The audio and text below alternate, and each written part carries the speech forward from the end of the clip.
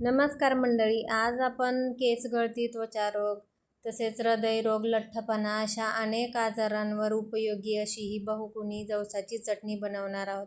बनवायला ही खूप सोपी आहे आणि आवर्जून प्रत्येकाने एक तरी चमचा दररोज ही चटणी खाल्ली पाहिजे. चला तर आपण रेसिपीला सुरुवात करूया. इथे जवसाची चटणी बनवण्यासाठी 1 कप एवढे मी जवस घेतले आहे. सुरुवातीला आपल्याला हे जवस छान खमंग खरपूस असे भाजून घ्यायचे आहेत. त्यासाठी कढई गरम करायला ठेवली आहे. सुरुवातीला हे जवस छान खमंग खरपूस भाजून घ्यायचे आहेत. जवस छान खमंग खरपूस भाजले तरच चटणीसुद्धा खायला छान लागते. कच्चे राहिले तर ती जास्त दिवस टिकतसुद्धा नाही. जवसामध्ये भरपूर प्रमाणात ओमेगा 3 फायबर असते, त्यामुळे प्रत्येकाने हे जवस दररोज खायला पाहिजे. त्यामुळे पचनक्रियासुद्धा सुधारते. तसेच लठ्ठपणा, सांधेदुखी असे काही आजार असतील तर ते सुद्धा कमी होण्यास मदत होते. मेन म्हणजे केस गळती महिलांमध्ये भरपूर प्रमाणात असते, ती सुद्धा जवस चटणी आहारात समावेश केल्यामुळे कमी होते. तर इथे बघू शकता जवस मी छान काळसर होईपर्यंत भाजून घेतले आहेत.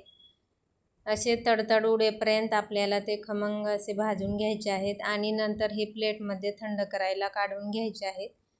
तर जवस मेन म्हणजे व्यवस्थित भाजणं महत्त्वाचं आहे, म्हणजे चटणी खायला खूप खमंग लागते. नंतर इथे पाव कप एवढे शेंगदाणे घेतले आहेत. शेंगदाणेसुद्धा छान खरपूस असे मी भाजून घेतले आहेत. ते सुद्धा प्लेटमध्ये गार व्हायला काढून घ्यायचे आहेत.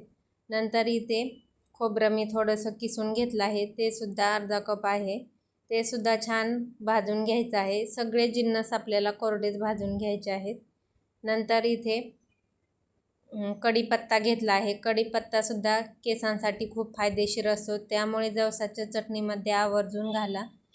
चटणीची चवसुद्धा त्याने खूप वाढते. नंतर इथे 10-15 लसूण पाकळ्या घेतल्या आहेत आणि 1 चमचा जिरे घालायचं आहे. कढीपत्ता थोडासा भाजून झाल्यानंतर लसूण आणि जिरे घालायचं आहे आणि हे सर्व कुरकुरीत होईपर्यंत भाजून घ्यायचं. सर्व जिन्नस प्लेटमध्ये पूर्णपणे छान व्यवस्थित असे थंड करून घ्यायचे आहेत. तर इकडे बघू शकता कढीपत्ता आणि लसूणसुद्धा व्यवस्थित भाजले आहे. प्लेटमध्ये मी पूर्ण हे थंड करून घेतले आहे. आता आपल्याला मिक्सरच्या भांड्यामध्ये सुरुवातीला हे जवस आणि हे भाजलेले बाकीचे सर्व साहित्य मिक्सरच्या भांड्यात काढून घ्यायचं आहे. सर्व एकत्रच फिरवायचं आहे. काही जण फक्त जवस, चटणी आणि मीठ टाकून ही चटणी बनवतात, परंतु अशा पद्धतीने मी दाखवल्याप्रमाणे सर्व लसूण, शेंगदाणे, कढीपत्ता घालून जर बनवली तर जवसाची चटणी आणखीनच खायला टेस्टी होते. तर इथे लाल मिरची पावडर तुमच्या आवडीनुसार कमी जास्त घालू शकता. इथे मी 2 ते 2.5 चमचे घातले आहे. थोडासा हिंग घाला. हिंग घातल्यामुळे चटणीची चव खूप वाढते. आणि चवीपुरतं मीठ घालून हे मिक्सरला फिरवून घेतली आहे चटणी. ही चटणी 2 ते 3 महिने आरामात टिकते, अजिबात खराब होत नाही. फक्त जे जिन्नस वापरले आहेत ते एकदम छान व्यवस्थित असं भाजून घ्यायचे आहेत, म्हणजे चटणी जास्त दिवस टिकते. तर आता ही चटणी बरणीमध्ये भरून 2 ते 3 महिने आपण ही स्टोअर करू शकतो. व्हिडिओ तुम्हाला कसा वाटला नक्की मला सांगा. व्हिडिओ आवडला असेल तर प्लीज एक लाईक नक्की करा आणि अशा पद्धतीने जवसाची चटणी तुम्हीसुद्धा करून पहा.